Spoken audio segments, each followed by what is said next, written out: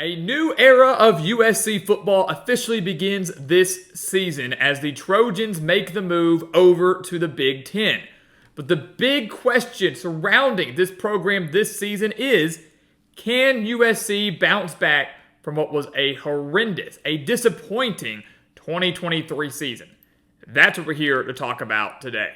So welcome back to the Gridiron Expert, guys. Ready to talk everything USC Trojan related. As always, please continue to like, comment, subscribe, share our videos, and check out everything down in the description below, including our website, thegridironexpert.com. Tons of exclusive content over there to help you get through this offseason. We want you to take advantage of everything we have there. We want you to check out our mailing address to send us some of your team's gear to be featured in every single Gridiron Expert video. We've already got a great USC helmet up here behind us, sent in by our guy Ryan Dobus, but we want more teams. We want more of your team so we can represent our GE Nation from coast to coast. The links, the information for all of that, again, down in the description below. So USC, guys, it really was a terrible year. This was a team that was one win away from the college football playoff in 2022. And once again had college football playoff expectations in 2023. Caleb Williams was returning. The offense was going to be electric again. And the defense surely couldn't be any worse than it was in 2022. And we found out pretty early on that was not the case. Because even though USC started 6-0, it was evident that they were just kind of living on borrowed time. 6-0 start, but were allowing 27 points per game in those first 6 games, and they weren't even against good teams.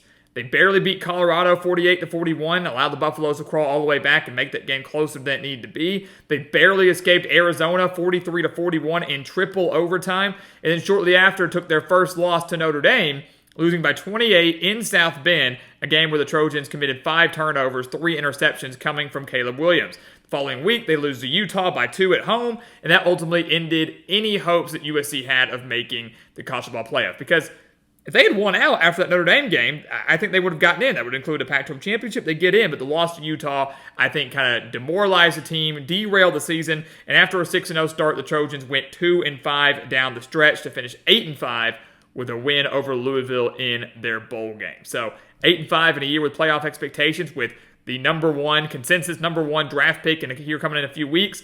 Yeah, very disappointing. So what does USC have to do to get back? What does USC have to do to bounce back? You know, I think now entering this offseason, entering this upcoming season, no one expects USC to make the college football playoff, although it is now expanded to 12 teams. I wouldn't rule it out. But they're entering a much tougher conference now in the Big Ten. They have questions abound on both sides of the ball. No more Caleb Williams.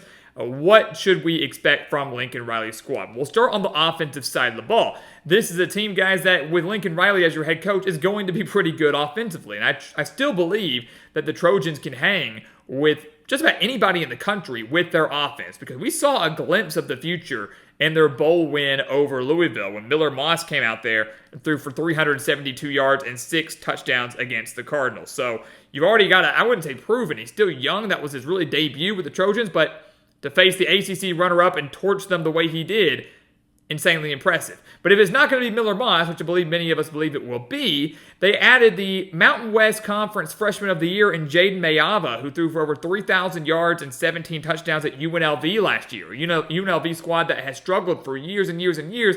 He comes onto the scene, leads them to the Mountain West Championship in his first season, and then a bowl win, of course, a bowl appearance before losing to Kansas. But a 9-win season for UNLV, no one really saw that coming. So the offense for the Trojans, I think, is going to be just fine.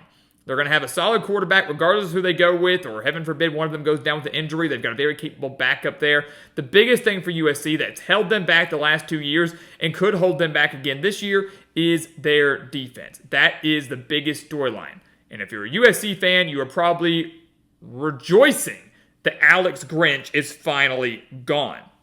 USC last year had the 116th ranked defense. 116th ranked defense, allowing over 430 yards per game. They were 118th in scoring defense, allowing 34.4 points per game. Those are horrendous numbers. What's even crazier is that those numbers were worse than they were in 2022, when the Trojans allowed 29.2 points per game, so over 5 points worse from 2022 to 2023, and giving up over 423.9 yards per game, nearly 10 yards worse per game in 2023 than they were the year prior. So the defense didn't get better like it should have. It got worse, and Alex Grinch finally got the boot, something that he should have gotten a long time ago. I think if you're an Oklahoma fan, you'd agree with that. If you're a USC fan, you would agree with that. But the defense is changing for USC. They now hired D'Anton Lynn. That's a big, big, big hire. And, you might not know who exactly Lynn is, but they steal him from their rival right across town. They steal him from UCLA. Lynn has tons of NFL coaching experience, position coaches here and there, but his first full stint as defensive coordinator at UCLA, his Bruins had the 10th ranked defense in the country. 10th ranked defense in the country, allowing just 299 yards per game in the regular season. It was the best defense in the Pac-12. And you probably didn't know that at the time because UCLA didn't have this breakout year. The Bruins had high expectations, kind of fell short of meeting them, didn't go to an elite bowl game, did beat Boise State in their bowl game, but they weren't contending for a Pac-12 title. They weren't contending for a playoff spot. So that stat, being the best defense in the conference, being one of the better defenses in all the land, kind of got, overlooked. So that's a really big hire by Lincoln Riley. It's a big hire to steal him from their rival, who now also is joining the Big Ten as well. UCLA, USC, Oregon, Washington, all making their debut in the conference this year. So that's huge. I think he's going to have an immediate impact. And that defense, we said it in 2023, couldn't get any worse. It did.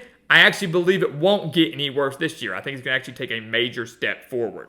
Take a look at the schedule, though. We've talked about this a few times. We talked about it in our USC schedule preview. We'll briefly touch on it now.